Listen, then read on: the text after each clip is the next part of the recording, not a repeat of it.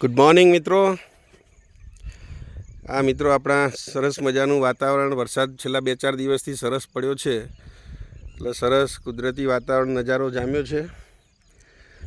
આપણે જોઈ રહ્યા છીએ ડ્રેગન ફ્રૂટ। આજે થયું મિત્રો સાથે એરિયલ વ્યૂ શેર કરીએ ડ્રેગન ફ્રૂટનો। ઉનાળામાં આપણે અગાઉ જોયેલું હતું થોડા દિવસ પહેલાં કે ગરમીના કારણે બહુ પીળાશમાં ફૂગ આવેલી હતી, એના કારણે થોડું પીળાશ થઈ ગયેલી હતી। વરસાદ આવ્યો, વાતાવરણ ઠંડક થઈ, સરસ મજાના લીલા લીલા છોડ થઈ ગયેલા છે। હવે ડ્રેગન ફ્રૂટના ફૂલ પણ હવે અગાઉ જોયું હતું એ ફૂલ પણ મોટા થયેલા છે, અને કેટલાક ફ્રૂટ્સ પણ હવે એની અંદર બંધાવા લાગ્યા છે। આ સરસ મજાના ફૂલ પણ હવે મોટા મોટા થઈ ગયેલા છે। મોટાભાગના છોડમાં ફ્રૂટ આપણે જોઈ શકાય છે, લાગી ગયેલ છે।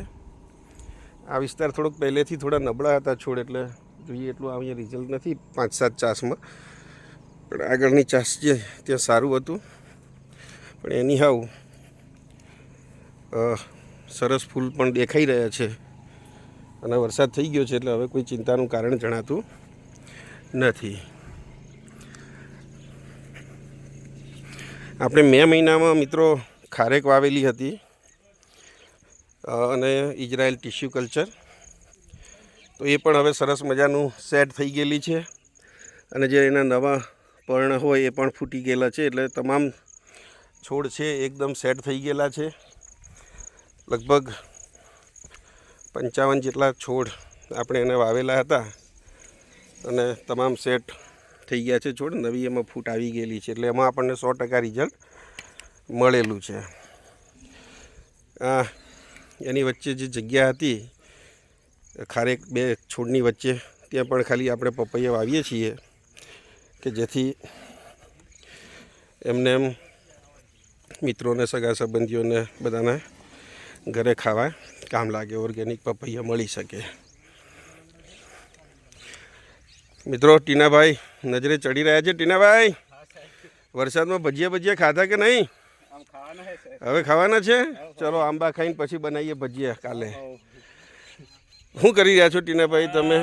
ઓબા રોપવાનું કામ ચાલુ છે, પછી સોનપરી રોપાઈ ગયા છે, રાજાપુરી રોપાય છે, એવું બધું છે ને 12 મહિનામાં કેરી। એ સોનપરી શું આવે પાછું? એ ઓબો આવે સોનપરી, એ કેરી લાગે એટલે મજા આવે ખાવામાં। ઉતારી મેં તો પહેલી વખત નામ સાંભળ્યું ટીનાભાઈ, આ સોનપરી। 12 મહિનામાં કેરી લાગી જાય એટલે બોલો મિત્રો, આ છે ને ફેંકું થઈ ગયો ટીનો, પણ આવતી સાલ કેરી ખાવા પણ પધારજો ને। આ સાલ ડ્રેગન ફ્રૂટ તૈયાર થઈ ગયો છે, આમ ફૂલ ચાલુ થઈ ગયું મિત્રો। ટીનાભાઈએ જેમ આપણને કીધું એમાં જે ખારેકની જે વચ્ચે જગ્યા છે એમાં આજે આપણે સોનપરી આંબા વાયા છે।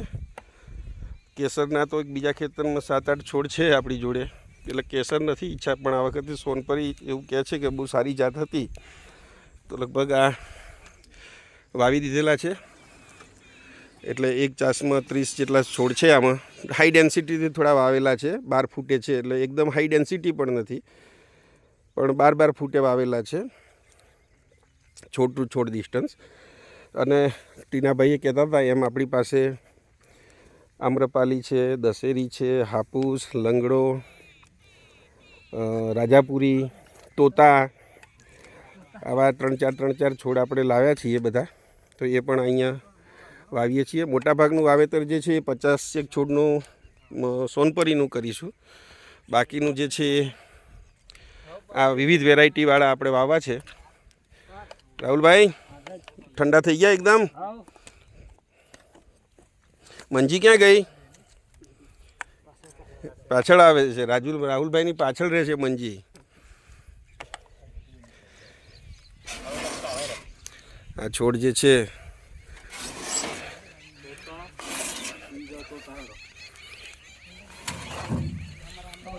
મેહુલભાઈ મજામાં?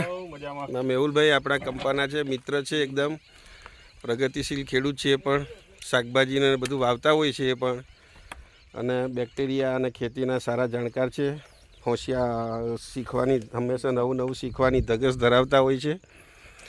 મિત્રો આપણે બેઝલ ડોઝમાં પણ કહ્યું હતું એમ કે કૃષિ પ્રગતિ ઓર્ગેનિક નેચર છે, ખાતર છે જે મેન્યુર, એનો જ ઉપયોગ કર્યો છે. ગુજરાત ઓર્ગેનિક ફર્ટિલાઇઝર અલ્પેશભાઈ બારોટનું છે, તેમના ત્યાંથી જ આપણે લાવ્યા છીએ.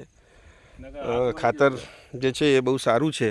તો બેઝલ ડોઝ તરીકે પણ આપણે એનો જ ઉપયોગ કર્યો છે, અન્ય કોઈ ફર્ટિલાઇઝરનો ઉપયોગ કર્યો નથી. મંજીબેન, શરમાયા વગર બોલો, ફાવે છે ને?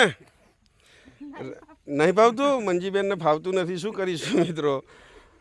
હવે બીજી નોકરી મળે એવી નથી મંજીબેનને, શું કરીશું મંજીબેન કયો? તો મિત્રો, હવે જે વાવેતર કરવાનું હતું ખેતરમાં, પ્લાન્ટેશન એ બધું થઈ ચૂકેલું છે. હવે બોર્ડર ઉપર ને બાઉન્ડ્રીઝ ઉપર નાના નાના ફ્રૂટ હોય, જે બીજા અન્ય ફળો, રાસબરી હોય, અંજીર હોય, એ બધા છોડ આવશે. એટલે એ પણ 3-4 છોડ બધા વાવવા છે. તો એ પણ ક્યારેક પછી મળીશું આપણે. અને ડ્રેગન ફ્રૂટ જે છે હવે ફ્રૂટ લાગે, સીતાફળ પણ સેટ થયેલા છે સરસ, જામફળ પણ હવે સેટ થઈ ગયેલા છે સરસ. તો પછી એ બધું કામ એમાં જરા વ્યવસ્થિત ફ્રૂટ જેવું સાઈઝ આવે ત્યારે આપણે ફરીથી મળીશું. આપ સૌનો દિન શુભ રહે મિત્રો. Thank you.